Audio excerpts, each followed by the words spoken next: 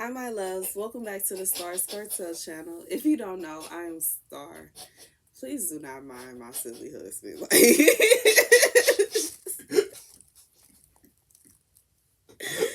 Oh my goodness. Anyways, this is funny because of the message. Okay, the message is I was having a vision of people that used to be in my life, like people from my past, people that I haven't spoken to in months and years, people that I no longer hang around, having a party. And it's like the whole point of them getting together is like they made all these big plans to have this big party. And as soon as they got to the party, all they did was sit around and talk about me. Okay. Yeah. So the scripture comes from Jeremiah 41:10. Ishmael made captives of all the rest of the people who were in Mizpah, the king's daughters, along with the others who were left there, over whom Nebuzaradan, commander of the imperial guard, had appointed Gedaliah, son of Ahikam, Ishmael, son of Nethaniah, took them captive and set out to cross over the Ammonites. When John When Johanan, son of Kareah, and all the army officers who were with him heard about the crimes Ishmael, son of Nethaniah, had committed, they took all their men and went to fight Ishmael, son of Nethaniah. They caught up with him near the great pool in Gibeon. When all the people Ishmael had with him saw Johanan, son of Kareah, and the army officers who were with him, they were glad. All the people Ishmael had taken captive at Mizpah turned and went over to Johanan, son of Kareah. But Ishmael, son of Nethaniah, and 8 of his men escaped from Johanan and fled to the Ammonites. Oh, okay. So God is saying that in this situation, it's not a situation where everybody hates you. It's like a situation where there is a few people that are bullying the other people into hating you, or into talking about you, or into feeling a certain kind of way about you. And it really stems from how they feel about you. How they like I don't know how to explain it, but it's just kind of like saying that everybody else is kind of captive in a sense of they are forced into coming to the party, or they're forced into coming to hang with this person or being around this person. And every time they get around this person, all this person wants to do is talk about you. They don't want to sit there and talk about you like that. They don't want to sit there and entertain it. They are just kind of over it. And just how in the scripture the army, let me pick the Bible back up. Okay, the army that was with Ishmael, most of them, majority of them, separated themselves from him. And that's how this situation is. Like majority of the people don't really want to feel a kind of way about you, but it's just like this few that like, and it's a few because Ishmael still had some people with him. And I feel like it's like maybe 2 or 3 people that really strongly feel some kind of way, and everybody else is just kind of being drugged around for the ride. um and like that's literally what the message is. And I feel like whomever this is, you already know what's going on. Like you can feel it. Like maybe you're not invited to family gatherings or family parties, or you're not included in certain things. You're not and it's because of like 1 or 2 people. It is not like I just feel like God wants someone to know it's not the whole group.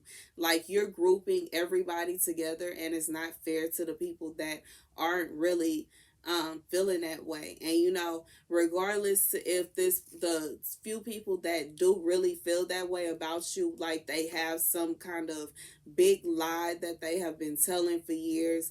Maybe they have come up with this story that sounds so good, and it's so like it's just to such a point that everybody believes them. Or maybe they have twist and turn different things that they have experienced with you, or they have done something, they have said something to make the whole group in with them. But in reality, the whole group is not all the way agreeing with this person. And in reality, I'm not going to say everybody sees it, but a big portion of the group can see that it's not true, or they can see where their part in that situation is wrong. Because, it's one thing to say that you never invited someone because they're always doing this or they're always doing that. But in reality, what was I about to say? How can you say that the person that you're not inviting is the person with the problem? If you don't have a problem with somebody, that means you can be around them without feeling any kind of way, without getting upset, without getting angry, or without feeling as though you have to argue with them or anything like that. Like, when you're not bothered by somebody, you are truly not bothered. Like, you can be around them. But when you have a problem with somebody, that's when you can say, oh, I don't know, it's just something about being around them that makes me mad. It's just something about being around them that gets me riled up. It's something about them I can't stand. Like, that's the person with the problem. And I feel like the person that has the problem is trying to act like you're the person with the problem, but you don't have a problem. You can be around them, they can't be around you. And them not being able to be around you means they are the ones with the problem. But they're trying to switch it on you. And regardless, regardless, the at the heart of the matter, God just wants you to know that it's not a situation where everybody is feeling some kind of way about you. It's a situation where there's just a key aspects of people that feel some kind of way, and everybody else is just trying to, soothe them or coddle them or whatever into calming them down so that they can calm down, like, it's okay, it's okay, it's okay. But in reality, everybody sees how it's unfair. Everybody sees the bias. Well, not everybody, but the majority of the people see the bias in it. Majority of the people see the wrong in it. The majority of the people see that, is not right. And it could be anything. I don't know exactly what happened between you and this person. I don't know if you made a choice that made them mad, or if they just always, maybe it's someone that's competitive, or maybe it's someone that maybe you got into it with them when you were younger, y'all used to fight a lot. I don't know what it is, but I feel like it's like somebody, I just feel like this is a childhood thing. Like, it's a childhood situation, like a childhood person that has turned a whole group of people against somebody. And it's literally because of how they feel. It's their emotions and their feelings. And they basically took it too far one day and never looked back. They took it too far one day and they told this lie that was so grand and so terrible about you. And they never acknowledged that it wasn't true. They never turned around and, told the truth in it. Or maybe they told the truth with a bunch of lies piled on top of it. And they said it in such a way that it made them look good. Or whatever it could be. But, I just feel like God is saying that, first of all, he knows. Okay, just in case you were actually wondering, does God realize what's going on? Is God ignoring you? Is God doing this? And God does know what's going on. God does hear you. And I'm pretty sure every time that you have not been invited to something, regardless to if it seemed to be a really nice time or a lot of fun, God has put you in a path or in the way to meet other people that will genuinely care about you.